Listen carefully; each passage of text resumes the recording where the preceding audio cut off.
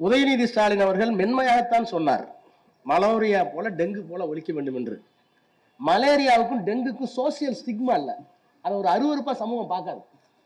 அருவருவாக பார்க்குற ஒரு ஒரு சனாதனத்தை சொல்லணும்னா முறைப்படி ஒரு காலத்தில் தொழுநோய் இருந்தது, இப்போ ஹெச்ஐவி இருந்தது.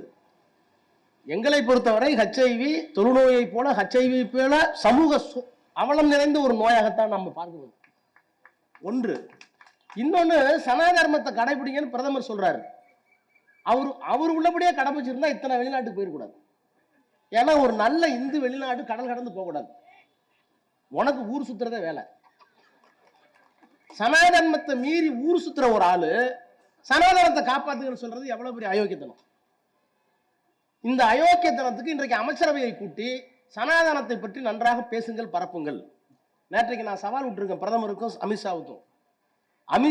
4 வருடத்தை பற்றி சனாதனத்தை பற்றி விளக்க வேண்டும் என்று தெரிந்து கொள்ள வேண்டும் என்று விரும்பினால் அல்லது விவாதம் நடத்தி அதுதான் சரி என்று சொன்னால் திராவிட முன்னேற்ற கழகத்தின் சார்பில் எங்களுடைய தலைவருடைய அனுமதியோடு சொல்கிறேன், மோடி அவர்களே, அமித்ஷா அவர்களே, 10 லட்சம் பேர் அல்ல 1 கோடி பேரை டெல்லியிலே திரட்டுங்கள். உங்க சங்கராச்சாரிய எல்லாத்தையும் மேல உட்கார வை, உங்க எல்லா சாமாரியும் கொண்டுட்டு வா, வில்லு அம்பு கொடுவா கத்தி எல்லாத்தோடையும் ஒரு பக்கம் நிக்க வச்சுக்க. நான் வெறும் பெரியார் புத்தகத்தோட அம்பேத்கர் புத்தகத்தோட வரேன்.